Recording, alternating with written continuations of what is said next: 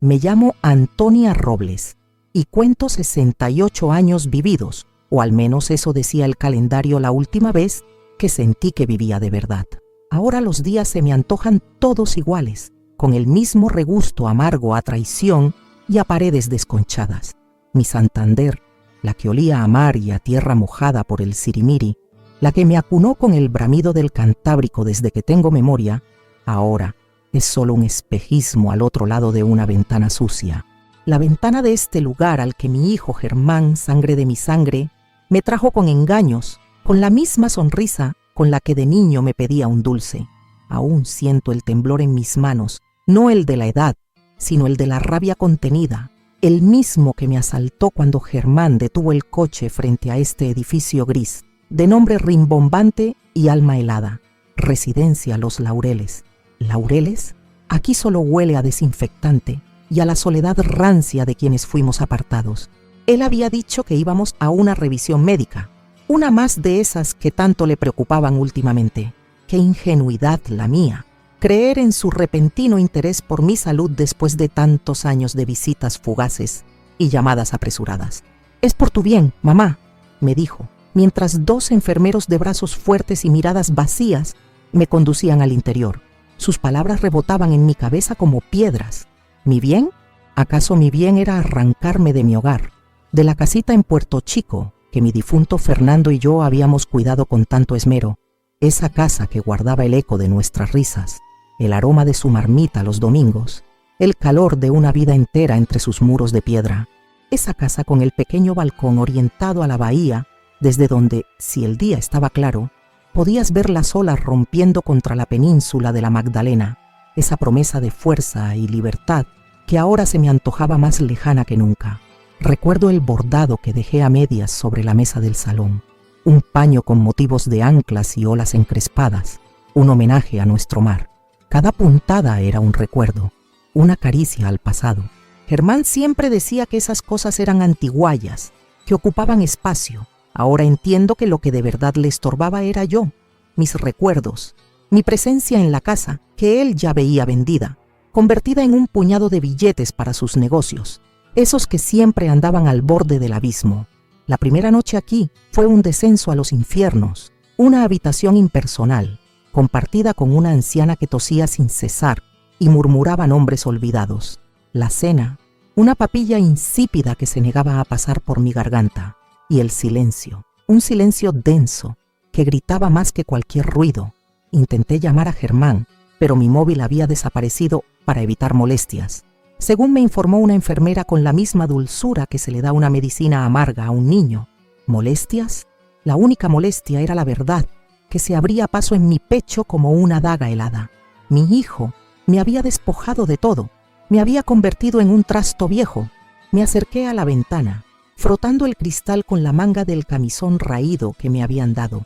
A lo lejos, muy a lo lejos, creí distinguir la luz intermitente del faro de Cabo Mayor, esa guía poderosa que tantas veces había visto desafiar las tormentas. Para mí, sin embargo, no había faro que me guiara, solo la oscuridad de una celda sin barrotes visibles. El mar, mi Cantábrico, ese confidente de mis alegrías y mis penas, debía estar rugiendo ahí fuera, sintiendo mi abandono. O quizás, solo quizás, susurraba ya mis secretos más profundos, la semilla de una resistencia que aún no sabía que poseía. La brisa fría, imaginada, me trajo el recuerdo de la playa del Sardinero, de mis pies descalzos sobre la arena fina y dorada, una sensación de libertad tan intensa que dolía. La injusticia me ahogaba, me sentía invisible, un fantasma en mi propia vida. El peso de la traición era una losa sobre mi alma y el futuro se extendía ante mí como un páramo desolado. Los días en la Residencia Los Laureles comenzaron a desfilar con una monotonía aplastante, cada uno un calco del anterior, teñido del mismo gris ceniciento que las paredes del pasillo. Me levantaban al alba, con la brusquedad eficiente de quien maneja un objeto y no una persona. El desayuno, un café aguado y una tostada reseca, se servía en un comedor amplio y desangelado, donde los murmullos y los cubiertos chocando contra los platos eran la única sinfonía. Observaba los rostros a mi alrededor algunos perdidos en la niebla de sus propios laberintos, otros con una chispa de rebeldía casi extinta en la mirada. Cuántas historias de desamor y olvido se escondían tras aquellas frentes arrugadas. Me sentía una más entre ellos, un número en un expediente, la señora Robles de la habitación 112, invisible, mi casa. Volvía a ella en sueños y a veces despierta, cerraba los ojos y podía oler el salitre que se colaba por las contraventanas de nuestra alcoba en Puerto Chico. Veía a Fernando, mi Fernando, con su sonrisa amplia y sus ojos del color del mar en calma, sentado en su sillón orejero, leyendo el periódico mientras yo regaba las hortensias del balcón. Él nunca hubiera permitido esto. Recuerdo sus manos, grandes y fuertes, pero de una ternura infinita cuando acariciaban las mías. Su voz, profunda y serena, contándome anécdotas de sus días en la mar, porque Fernando había sido marinero en su juventud, antes de que una lesión lo dejara en tierra y nos dedicáramos a nuestra pequeña tienda de ultramarinos. Esta casa, Antonia, me dijo una vez, mientras contemplábamos una puesta de sol pintar de naranja y violeta la bahía, es nuestro barco, nuestro refugio seguro contra todas las tormentas. Y ahora, mi barco había sido abordado por un pirata que llevaba mi propia sangre, Germán, mi único hijo. ¿Cuándo se había torcido tanto? De niño era un sol, apegado a mis faldas, siempre buscando mi aprobación. Recuerdo sus pequeños brazos rodeándome el cuello, su respiración cálida en mi nuca. Lo criamos con todo el amor y el sacrificio del mundo, Fernando y yo. Le dimos estudios, una carrera. Quizás ese fue nuestro error, darle demasiado, acostumbrarlo a tenerlo todo sin conocer el verdadero valor del esfuerzo. Su esposa, aquella mujer de sonrisa gélida y ambición desmedida, seguro tuvo mucho que ver en esto. Siempre me miró con disimulada impaciencia, como si yo fuera un obstáculo en sus planes de grandeza. En mi corazón, siempre supe que ella lo envenenaba contra mí, susurrándole al oído que yo era una carga, que la casa era un capital desperdiciado. A veces, desde la ventana de la sala común, si el cielo plomizo de Santander se apiadaba un poco de nosotros, lograba ver un fragmento del Cantábrico allá a lo lejos, un azul oscuro, casi negro en los días de galerna, o un verde esmeralda cuando el sol se dignaba a aparecer. Su presencia era un recordatorio constante de lo que había perdido, pero también, extrañamente, una fuente de oscura fortaleza. El mar no se rinde, siempre vuelve a la carga, ola tras ola. Y yo, aunque me sintiera como un náufrago a la deriva, aún respiraba. La rutina del asilo era un intento deliberado por borrar cualquier atisbo de individualidad. Las mismas actividades insulsas, un bingo desganado, una televisión siempre encendida con programas estridentes, paseos cronometrados por un jardín mustio que apenas merecía tal nombre. Me negaba a participar en la mayoría. Prefería quedarme en mi rincón, con la mirada perdida, repasando mis recuerdos como quien cuenta las cuentas de un rosario ajado. Algunas de las enfermeras, las más jóvenes, intentaban ser amables, pero en sus ojos veía esa lástima profesional que hería más que la indiferencia. Solo una, Pilar, una mujer robusta y de pocas palabras, a veces me ofrecía una segunda taza de manzanilla por las noches o se detenía un instante más de lo necesario junto a mi cama, un gesto mínimo que en aquel desierto afectivo se sentía como un oasis. Una tarde, mientras doblaba con meticulosidad la escasa ropa limpia que me habían asignado, encontré en el fondo de un bolsillo de mi vieja chaqueta de punto una concha pequeña, una de esas que Fernando solía recoger para mí en nuestros paseos por la playa del Sardinero. La apreté en mi mano hasta que sus bordes se clavaron en mi palma. Era un pedazo de mi vida anterior, un ancla a lo que fui. Y en ese instante, mientras el dolor físico se mezclaba con el del alma, una chispa prendió en mi interior. No me iba a dejar consumir por la amargura. Germán había ganado una batalla, pero la guerra, mi guerra, apenas comenzaba. El mar allá afuera pareció rugir en señal de aprobación. O quizás era solo el viento del norte, siempre presente, siempre susurrando historias de resistencia. Aquella pequeña concha, fría y pulida por el Cantábrico, se convirtió en mi talismán secreto. La guardaba bajo la almohada y por las noches su contacto me infundía una extraña calma. un eco de la fuerza indómita del mar que tanto había amado. Ya no era solo la mujer despojada y llorosa, una llama diminuta, pero persistente, había comenzado a arder en mi pecho. Decidí que, si aquellas paredes iban a ser mi cárcel, al menos no me encontrarían sumisa. Comencé a observar con más detenimiento el microcosmos de la residencia Los Laureles. Hasta entonces, mi dolor me había envuelto en una niebla que apenas me dejaba ver más allá de mi propia desgracia. Ahora, mis ojos se posaban en mis compañeras de infortunio.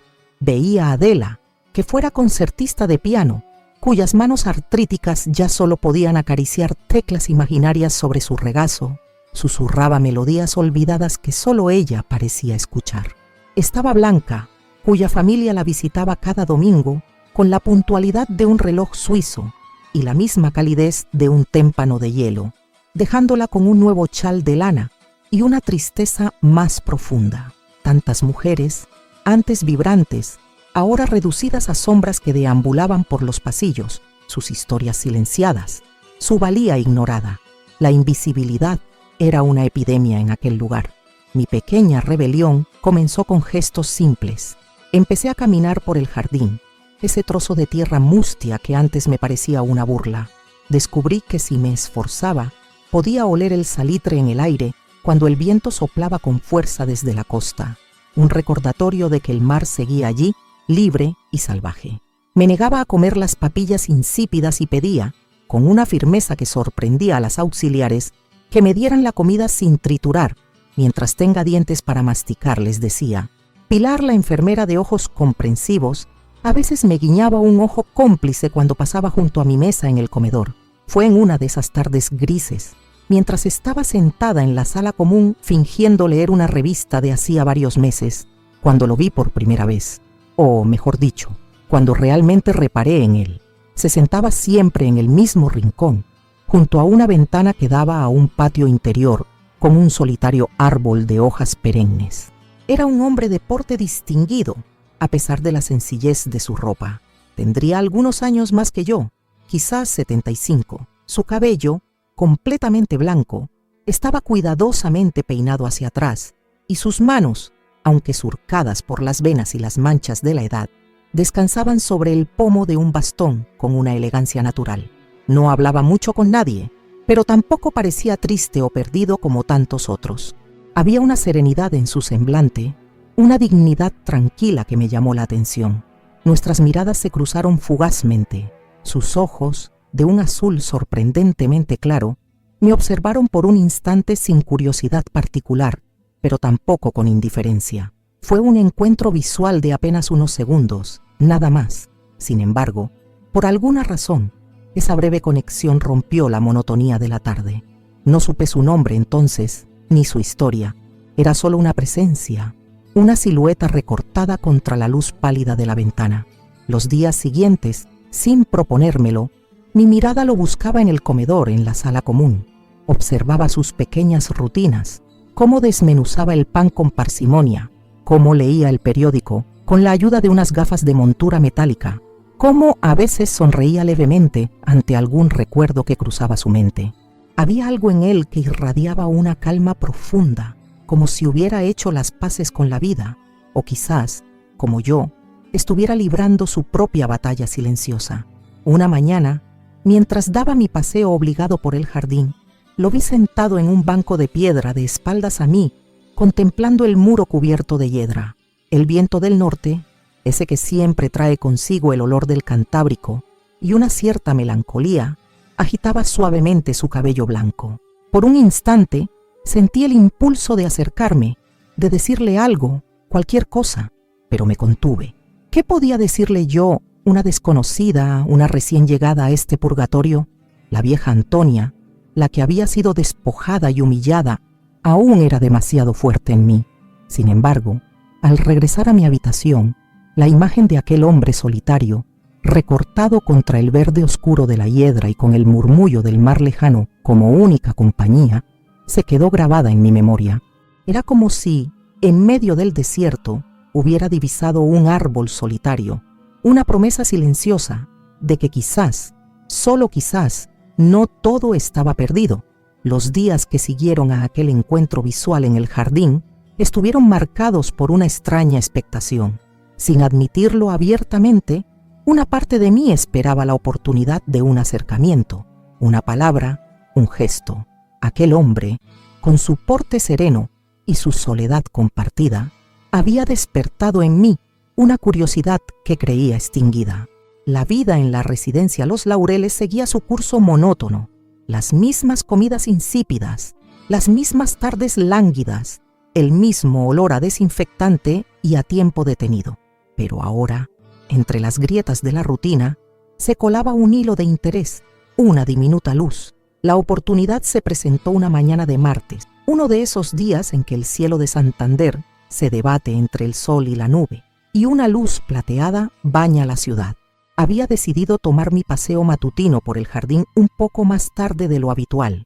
El aire era fresco, con ese aroma inconfundible del Cantábrico cercano, un olor que siempre lograba, por un instante, transportarme lejos de aquellos muros. Él estaba allí, en el mismo banco de piedra donde lo había visto antes, pero esta vez no estaba de espaldas, sino de lado, y tenía un libro abierto sobre sus rodillas, aunque no parecía estar leyendo. Su mirada estaba fija en un rosal que luchaba por sobrevivir en un rincón del jardín, aferrándose a la vida con unas pocas flores pálidas. Caminé despacio, sintiendo el crujir de la gravilla bajo mis zapatos. Al pasar cerca de su banco, el viento, siempre caprichoso, arrancó una hoja del libro que él sostenía con descuido y la depositó a mis pies. Me agaché a recogerla, con un movimiento que me pareció torpe y anquilosado. Era la página de un poemario. Reconocí unos versos de Machado. «Gracias, señora», dijo él. Su voz era grave, un poco rasposa, pero con un timbre agradable. Levantó la vista y sus ojos azules, aquellos que me habían impresionado días atrás, me miraron con amabilidad. Le tendí la página. «Antonio Machado», comenté casi en un susurro. «Siempre me ha gustado». Una leve sonrisa se dibujó en sus labios. A mí también. Un gran compañero para estos días. Hizo un gesto vago hacia el edificio a nuestras espaldas. «Me llamo Raúl Herrera, para servirle». «Antonia Robles», respondí, sintiendo un leve rubor subir a mis mejillas.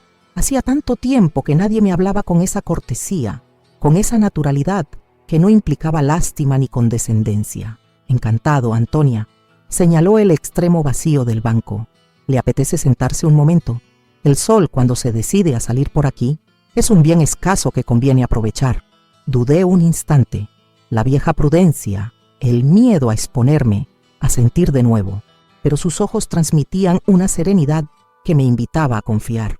Asentí y me senté, manteniendo una distancia respetuosa. Permanecimos en silencio unos minutos, un silencio cómodo, nada tenso. Él volvió su atención al rosal. «Es curioso cómo la vida se aferra, ¿verdad?», comentó él, más para sí mismo que para mí. «Este rosal parece condenado en esta tierra pobre, y sin embargo, ahí está, regalando sus últimas rosas». A veces, dije, sorprendiéndome de mi propia audacia, las cosas más bellas surgen en los lugares más inesperados. Raúl se giró para mirarme, y esta vez su sonrisa fue más amplia.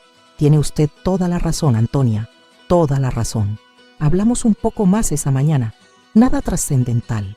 Comentamos el tiempo, la calidad discutible del café del desayuno, la lejanía del mar que ambos, por distintas razones, extrañábamos. Descubrí que era viudo como yo y que había llegado a la residencia hacía unos 6 meses, después de una enfermedad que le había dejado secuelas en la movilidad. No indagamos en las razones profundas de nuestra estancia allí. Había una especie de pudor tácito en no hurgar en heridas demasiado recientes, pero en sus palabras, en sus gestos, percibí la misma sensación de desarraigo, la misma dignidad herida que yo sentía. Cuando una campana anunció la hora del almuerzo, me levanté con una sensación extraña, una mezcla de melancolía por el momento interrumpido y una incipiente alegría. «Ha sido un placer conversar con usted, Raúl», le dije. «El placer ha sido mío, Antonia». Sus ojos me dedicaron una última mirada cálida. «Espero que tengamos ocasión de repetirlo». Mientras caminaba hacia el comedor, sentí que algo había cambiado. El gris de las paredes parecía un poco menos opresivo. La comida, aunque igual de insípida, no me supo tan amarga, y el Cantábrico, cuyo murmullo creía escuchar a lo lejos, ya no me parecía solo un lamento por la libertad perdida, sino quizás una promesa susurrada de que aún podían florecer rosas inesperadas, incluso en el jardín más mustio. Aquella conversación, breve y sencilla, había sido como un sorbo de agua fresca en medio de un desierto. Una pequeña semilla de esperanza comenzaba tímidamente a germinar. A partir de aquella primera conversación en el jardín, Raúl y yo comenzamos a buscarnos mutuamente con la naturalidad de dos náufragos que encuentran una balsa en medio del océano. Nuestros encuentros se hicieron una costumbre, un ritual silencioso en la monotonía de los laureles. Nos veíamos en el jardín si el tiempo lo permitía, en aquel banco de piedra que se había convertido en nuestro refugio particular. Otras veces coincidíamos en la sala común y con una simple mirada nos apartábamos a un rincón más tranquilo, lejos del televisor estridente y de las conversaciones ajenas. Poco a poco fuimos desgranando nuestras historias, con la cautela de quien ha sufrido y teme volver a ser herido, pero también con la necesidad imperiosa de ser escuchado, de ser comprendido. Le hablé de Fernando, de nuestra vida sencilla pero plena en Puerto Chico, del amor por mi casa, de la traición de Germán.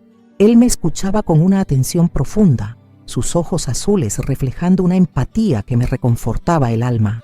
A veces, su mano, grande y nudosa, cubría la mía por un instante sobre el libro de poemas que solía llevar consigo. Un gesto breve, pero cargado de un calor que se me antojaba sanador.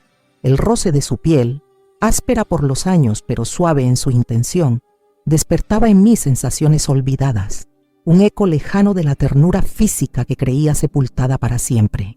Raúl también me abrió su corazón. Me habló de su esposa, Consuelo, fallecida hacía ya 3 años, de la soledad que se había instalado en su vida desde entonces. Me contó de sus hijos, ocupados en sus propias vidas, y de su nieto, Adolfo, un joven abogado al que adoraba y que era su único visitante frecuente. No se quejaba, pero en el fondo de sus palabras percibía la misma tristeza, el mismo sentimiento de ser una carga, una pieza que ya no encajaba en el rompecabezas del mundo exterior. Compartíamos frustraciones, pequeñas alegrías efímeras, el sabor de una fruta de temporada que Pilar, la enfermera, me conseguía a escondidas, o un rayo de sol especialmente cálido, y sueños modestos.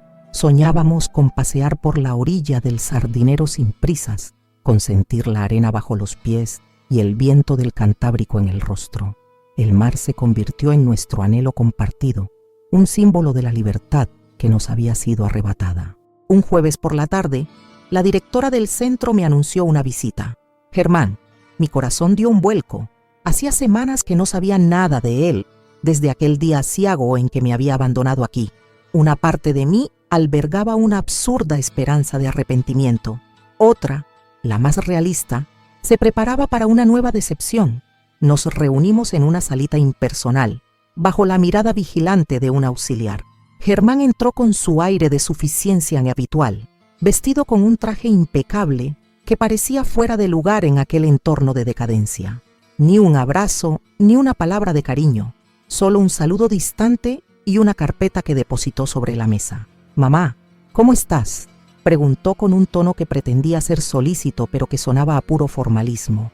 «Estoy donde tú me dejaste, Germán», respondí, mi voz más firme de lo que esperaba. Se removió incómodo en la silla. «Vengo a que hablemos de la casa.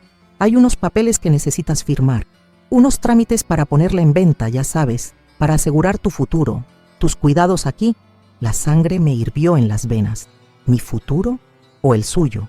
La carpeta contenía documentos legales, jerga incomprensible para mí, pero cuyo propósito era evidente. Querían mi firma para despojarme legalmente de lo único que me quedaba. Miré su rostro, el de mi hijo, y vi a un extraño, un hombre devorado por la codicia, incapaz de ver el dolor en los ojos de su propia madre. «No voy a firmar nada», dije, con una calma helada. Su expresión cambió.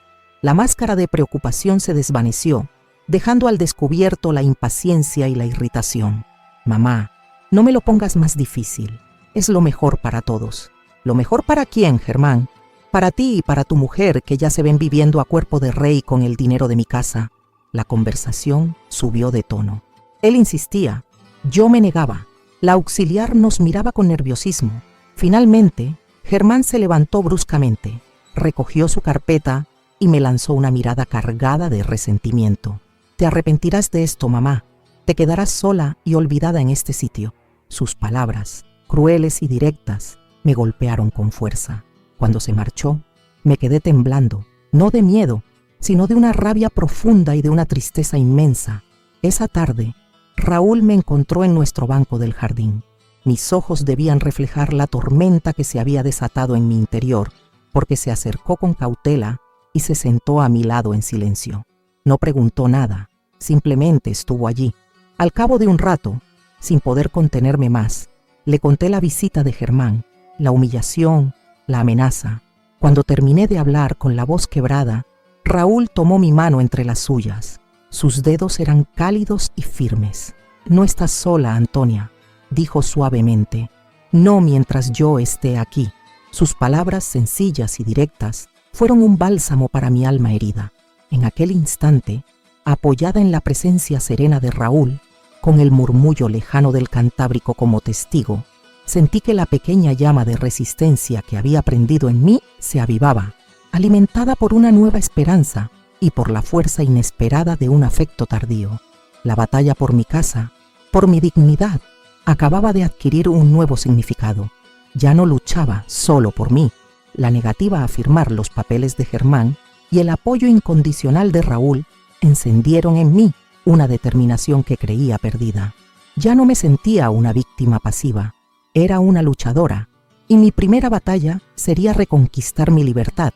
La idea, al principio vaga y temeraria, comenzó a tomar forma en nuestras conversaciones susurradas. Escapar de los laureles. ¿Escapar?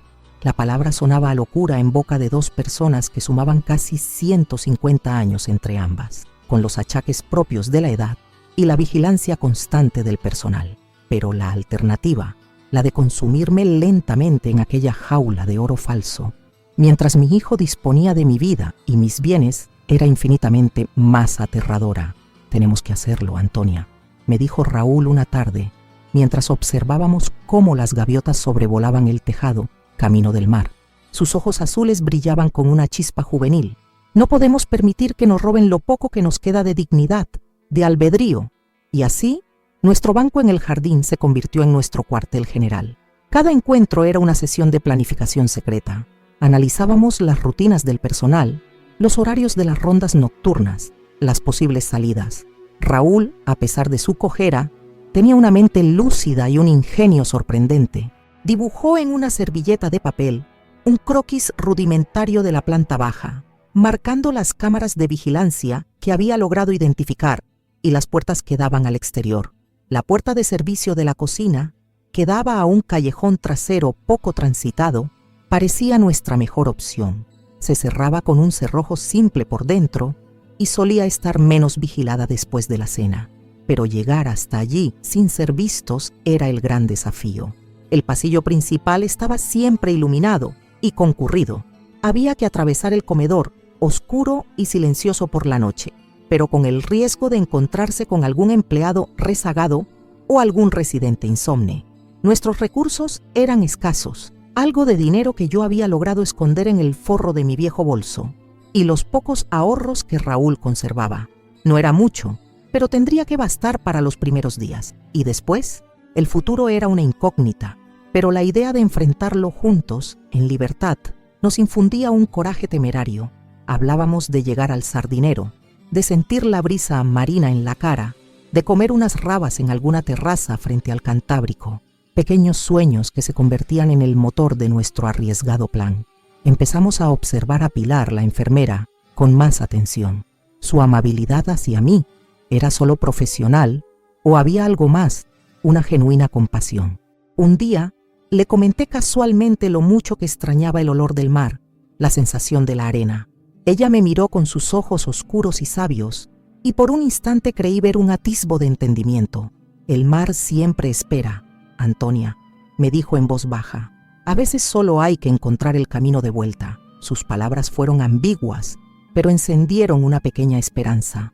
¿Podríamos contar con ella, quizás para una distracción en el momento oportuno?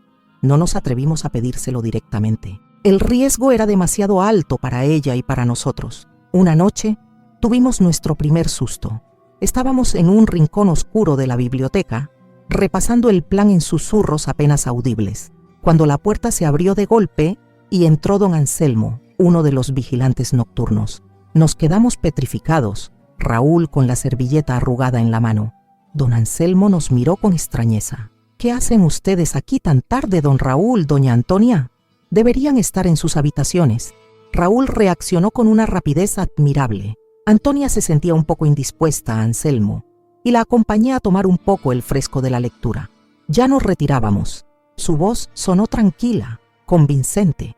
El vigilante pareció dudar un momento, pero luego asintió. «Bueno, pero que no se repita. Las normas son las normas». Cuando se marchó, nos miramos con el corazón latiéndonos a 1000 por hora. Había sido una advertencia. El tiempo apremiaba y los riesgos eran cada vez más palpables. Esa noche, el Cantábrico pareció rugir con más fuerza bajo mi ventana, como si nos instara a actuar o nos advirtiera de los peligros. La emoción de la huida inminente se mezclaba con un miedo cerval, pero la perspectiva de seguir bajo el yugo de Germán, de ver mi vida desvanecerse en la residencia Los Laureles, era un acicate aún mayor. La libertad, por efímera que fuera, valía cualquier riesgo, y saber que Raúl estaría a mi lado, compartiendo cada paso, cada peligro, me daba una fuerza que nunca imaginé poseer. La sensualidad de nuestra conspiración, el roce de nuestras manos al señalar un punto en el mapa improvisado, las miradas cómplices, tejían un lazo invisible, pero increíblemente fuerte entre nosotros. Elegimos la noche del jueves siguiente para nuestra huida. Los jueves, el personal de Los Laureles parecía relajarse un poco más, quizás anticipando el fin de semana. Además, el pronóstico anunciaba una de esas tormentas del Cantábrico con viento y lluvia, perfecta para camuflar cualquier ruido inoportuno.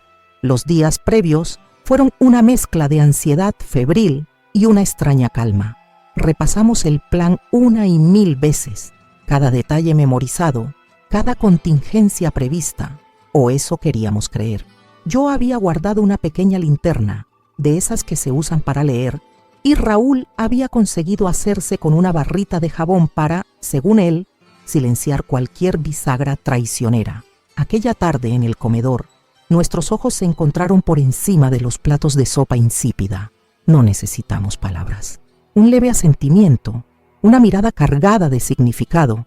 El corazón me latía con tanta fuerza que temía que se escuchara en todo el salón.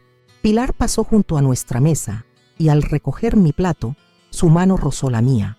«Que tengan buena noche, Antonia, Raúl», dijo, con un tono neutro, pero sus ojos oscuros parecieron transmitir un mensaje silencioso, quizás un deseo de buena suerte, o tal vez fue solo mi imaginación exaltada.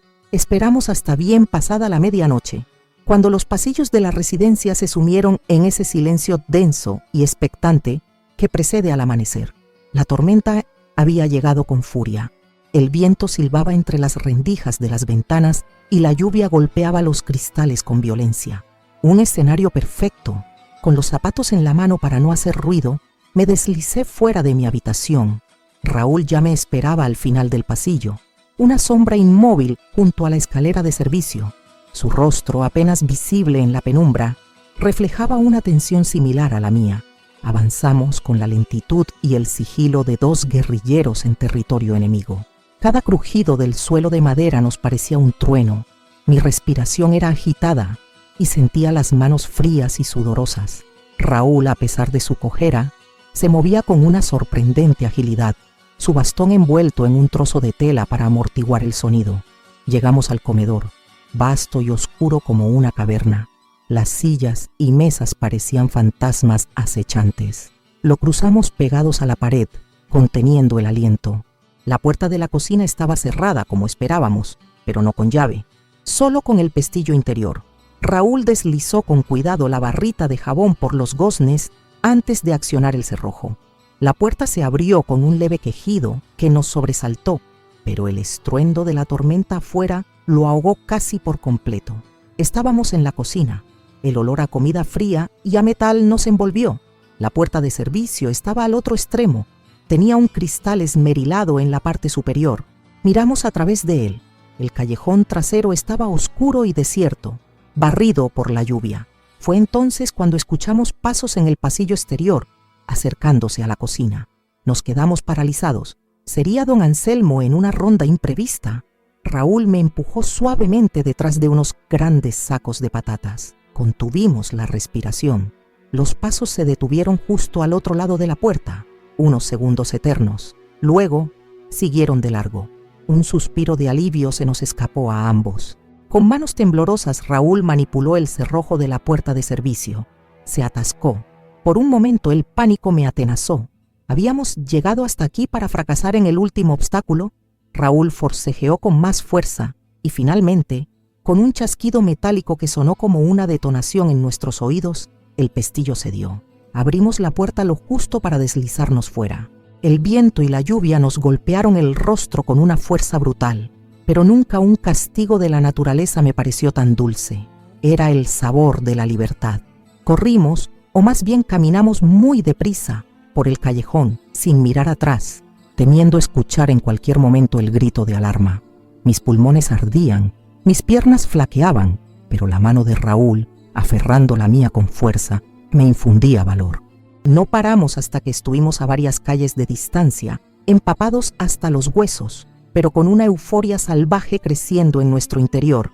Nos detuvimos bajo el escaso cobijo de un portal, jadeando, mirándonos a los ojos. Y entonces, en medio de la noche, de la tormenta y de nuestra precaria situación, nos echamos a reír.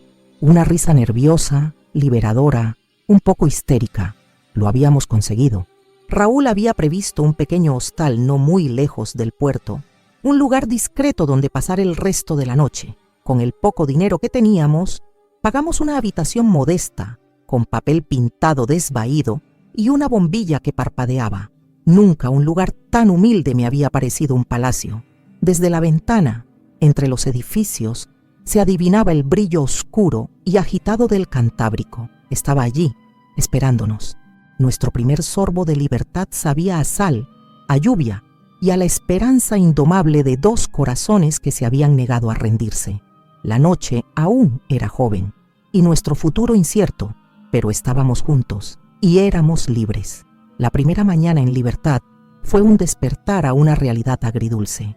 La habitación del hostal era pequeña y algo destartalada, pero el aire que entraba por la ventana abierta olía a salitre y a vida, un perfume embriagador después de tantos meses de encierro. Nos despertamos con el sonido de las gaviotas y el murmullo lejano del puerto de Santander. Raúl me sonreía desde la otra cama. Sus ojos azules, habitualmente velados por una serena melancolía, brillaban con una luz nueva, casi traviesa. A pesar de los dolores en mis huesos y del cansancio acumulado, me sentía renacida. Desayunamos un café con leche y unos sobaos pasiegos que compramos en una panadería cercana, sentados en el pequeño balcón del hostal, contemplando el ir y venir de la gente. Parecía un milagro poder decidir algo tan simple como qué desayunar o cuándo salir a pasear. Sin embargo, la euforia inicial pronto dio paso a la preocupación. Éramos dos fugitivos, con escasos recursos y un futuro incierto. La residencia Los Laureles ya habría dado la alarma, y Germán no tardaría en enterarse. «Tenemos que ser listos, Antonia», dijo Raúl, mientras mojaba el último trozo de sobao en su café. «Y rápidos. Lo primero es asegurarnos de que no puedan separarnos ni obligarnos a volver». Fue entonces cuando pronunció las palabras que hicieron que mi corazón diera un vuelco, esta vez no de miedo, sino de una emoción desconocida y poderosa. «Antonia», dijo, tomando mi mano con solemnidad, «cásate conmigo». Lo miré, atónita. ¿Casarnos? ¿A nuestra edad? En estas circunstancias parecía una locura, una más en nuestra reciente colección de locuras. Pero al ver la seriedad en sus ojos, la ternura en su expresión, comprendí que no era un impulso, era una propuesta meditada, un acto de amor y también de estrategia. Casados, seríamos una unidad legal, más difíciles de manipular por separado. Raúl, yo, Tartamudeé sin saber qué decir. Una oleada de calor me subió por el cuello. Hacía tantos años que la palabra matrimonio no formaba parte de mi vocabulario íntimo. Piénsalo, querida, insistió con dulzura. Sería nuestro mayor acto de rebeldía y para mí significaría el mundo. No necesité pensarlo mucho. En su mirada encontré la promesa de un futuro compartido, por breve o incierto que fuera, y en mi corazón una certeza. Amaba a este hombre valiente y tierno que la vida, en un giro irónico del destino, había puesto en mi camino gracias a la crueldad de mi propio hijo.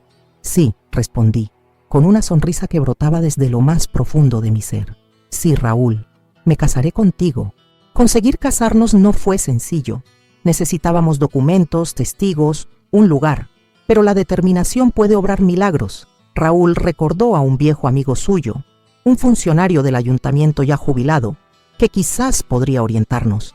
Gracias a sus contactos y a una buena dosis de discreción, logramos concertar una ceremonia civil y sencilla en una pequeña oficina del registro, apenas 2 días después. No hubo invitados, ni flores, ni banquete. Nuestros únicos testigos fueron 2 empleados municipales que nos miraban con una mezcla de curiosidad y simpatía. Yo llevaba un vestido sencillo de color azul mar, el único decente que había logrado sacar de los laureles, y Raúl, su traje de los domingos, un poco ajado, pero impecable. Cuando el funcionario pronunció las palabras que nos unían legalmente, sentí una emoción tan intensa que las lágrimas pugnaban por salir. Raúl me apretó la mano con fuerza. Éramos marido y mujer, una pareja de ancianos recién casados, fugitivos y con el mundo en contra, pero invenciblemente unidos. Esa misma tarde, Raúl se decidió a llamar a su nieto, Adolfo. Desde una cabina telefónica, para no dejar rastro, le contó a grandes rasgos lo sucedido y nuestra precaria situación. Le pidió ayuda. Yo esperaba al lado del teléfono mordiéndome las uñas. Adolfo era nuestra única esperanza real. Raúl colgó con una expresión de alivio. Viene hacia acá, quiere vernos cuanto antes. Nos citamos con Adolfo en un café discreto cerca del Paseo Pereda. Era un joven de unos 30 años, alto, de mirada inteligente y con el mismo cabello oscuro y ondulado que recordaba de las fotos de Consuelo, la difunta esposa de Raúl. Nos escuchó con atención, sin interrumpir, mientras Raúl le relataba nuestra odisea, desde la residencia Los Laureles hasta nuestra boda improvisada. Yo añadí mi propia historia, la traición de Germán, la lucha por mi casa. Cuando terminamos, Adolfo permaneció en silencio unos instantes, asimilando la información. Luego nos miró, primero a su abuelo, luego a mí. En sus ojos no había juicio, solo una creciente determinación. «Abuelo, Antonia», dijo finalmente, con una voz firme que inspiraba confianza. «Lo que han hecho es increíblemente valiente, y lo que les han hecho es una injusticia intolerable». Hizo una pausa, y una leve sonrisa irónica asomó a sus labios. «Parece que mi abuelo no pierde el tiempo cuando se trata de encontrar compañeras de aventura. Y en cuanto a usted, Antonia, no se preocupe por su casa. Germán ha cometido un grave error al subestimarla y al subestimarnos». Una sensación de alivio inmenso me invadió. Teníamos un aliado, y no uno cualquiera, un abogado, el nieto de mi flamante esposo. La ironía de la situación era casi cómica. La maldad de Germán me había arrojado a los brazos del amor, y con él a la posibilidad de una venganza legal que nunca hubiera soñado. El Cantábrico, que contemplábamos desde la cristalera del café, parecía aplaudir con sus olas nuestra pequeña victoria. La partida no había hecho más que empezar. Los días que siguieron a nuestro encuentro con Adolfo se llenaron de una actividad febril y esperanzada.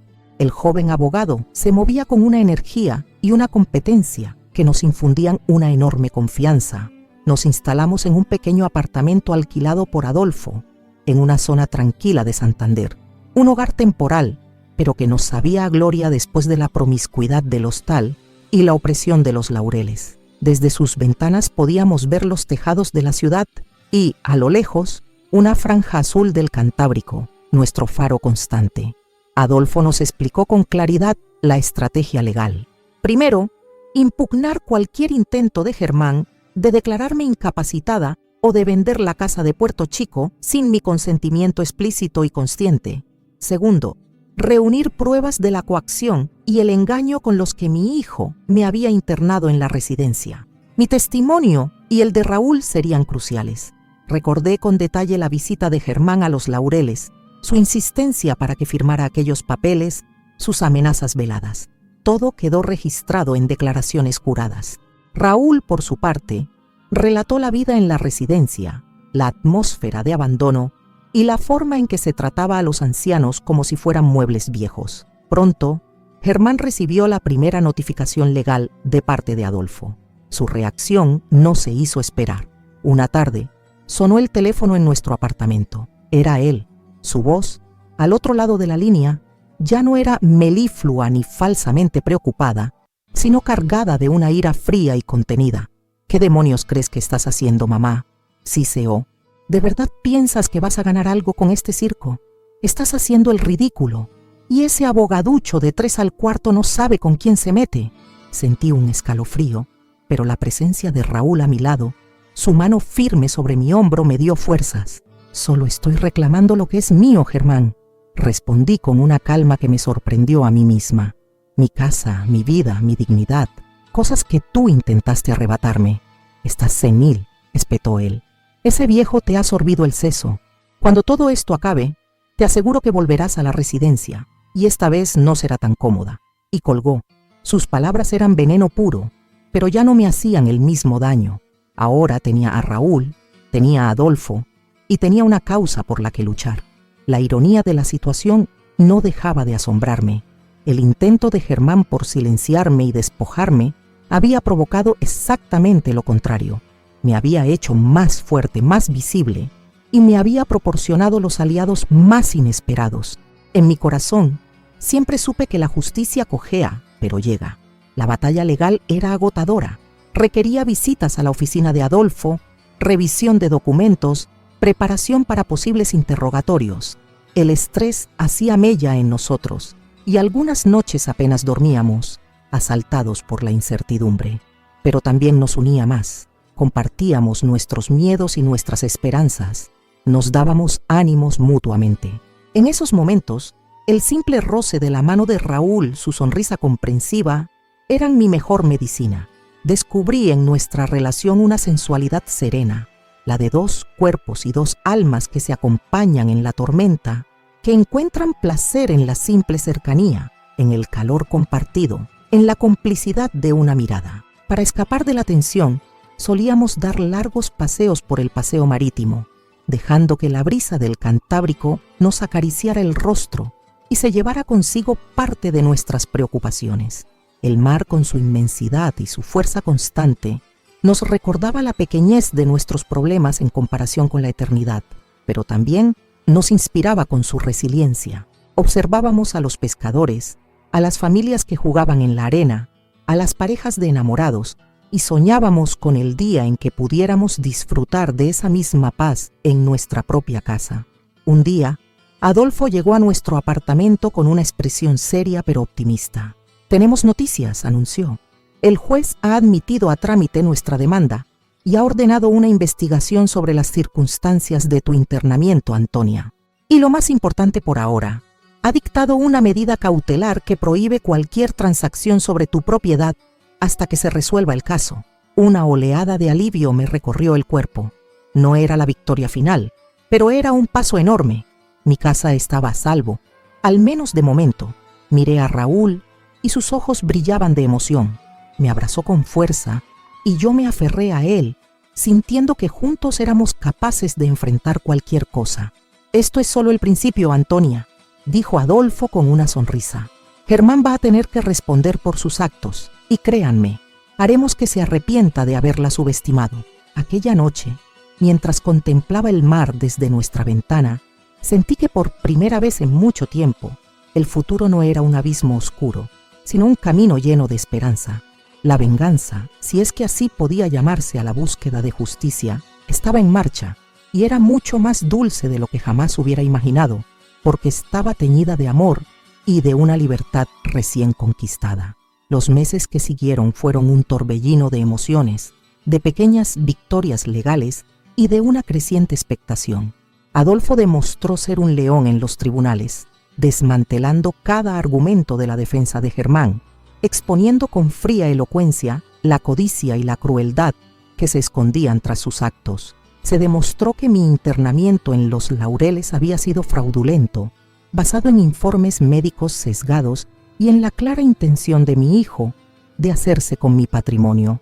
La comunidad de Santander, o al menos una parte de ella, comenzó a hacerse eco de nuestra historia, algunos con morbo, otros con indignación, pero nadie quedó indiferente ante la huida de dos ancianos de una residencia y su posterior matrimonio clandestino para luchar por sus derechos. El escándalo de los amantes de Los Laureles, como nos bautizó un periódico local, con un toque de sensacionalismo, resultó ser un arma de doble filo que en última instancia jugó a nuestro favor, atrayendo la atención pública hacia la situación de vulnerabilidad de muchos mayores. El día del juicio final, mi corazón golpeaba mi pecho como un tambor de guerra.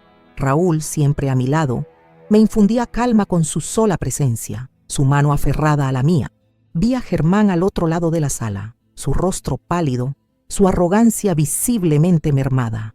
No me miró ni una sola vez. La sentencia fue clara y contundente. Se reconocía mi plena capacidad. Se anulaba cualquier poder que Germán pudiera tener sobre mis bienes y se le condenaba a pagar una indemnización por daños morales. Además, el juez ordenó una investigación sobre las prácticas de la residencia Los Laureles. La justicia, esa dama que a veces parece tan esquiva, había hablado con voz firme. Recuperar mi casita en Puerto Chico fue como volver a nacer por segunda vez. Al cruzar el umbral, el olor familiar a salitre, a madera vieja y a los geranios que milagrosamente aún pugnaban por florecer en el balcón, me embargó por completo. Las lágrimas corrían por mis mejillas sin control, pero esta vez eran lágrimas de alegría, de gratitud. Raúl me abrazó con ternura y juntos recorrimos cada estancia, despojándola de la tristeza y el abandono de los últimos meses. El bordado con motivos marinos seguía sobre la mesa del salón, cubierto de polvo, como esperando mis manos. Nuestra vida en Puerto Chico se llenó de una paz y una felicidad que nunca creí posibles a mi edad. Abrimos las ventanas de par en par para que entrara la luz y la brisa del Cantábrico. Pintamos las paredes, llenamos los jarrones con flores frescas y el aire con música suave y risas. Raúl, con su paciencia infinita, me ayudó a replantar el jardín del balcón, y pronto los geranios y las hortensias volvieron a lucir en todo su esplendor. Nuestra casa se convirtió en un refugio de amor y serenidad, un faro de esperanza para nosotros y para quienes nos rodeaban. Germán desapareció de nuestras vidas. Supimos por Adolfo que la sentencia lo había dejado en una situación económica delicada y con su reputación por los suelos. Nunca intentó contactarme de nuevo y yo tampoco sentí la necesidad de buscarlo. Mi venganza no era el rencor, sino mi propia felicidad, mi renacimiento. Con el tiempo nuestra historia inspiró a otros. Algunas tardes recibíamos la visita de personas mayores que habían sufrido situaciones similares o de familiares que buscaban consejo. Compartíamos nuestra experiencia, ofrecíamos una palabra de aliento, un hombro sobre el que llorar. Descubrí que transformar mi dolor en un legado de esperanza para otros era la forma más hermosa de sanar por completo. No iniciamos una fundación ni nada por el estilo, pero nuestra puerta siempre estaba abierta y nuestra mesa siempre dispuesta para un café y una conversación. Ahora, con 80 años cumplidos, contemplo el mar desde mi balcón, junto a Raúl, mi amado esposo, mi compañero de aventuras. Sus manos, ahora más arrugadas pero igual de cálidas, buscan las mías. El Cantábrico sigue ahí, inmenso y poderoso, testigo de nuestra travesía. Ya no susurra mis secretos con lamento, sino que canta una melodía de resiliencia, de libertad conquistada y de un amor tardío que floreció en el más inesperado de los inviernos. La vida me había arrebatado mucho, pero también me había regalado la oportunidad de reinventarme, de amar de nuevo y de demostrar que nunca es tarde para luchar por la propia dignidad. Y ese es el legado más hermoso de todos. Miro a Raúl, él me sonríe y sé que cada cicatriz ha valido la pena.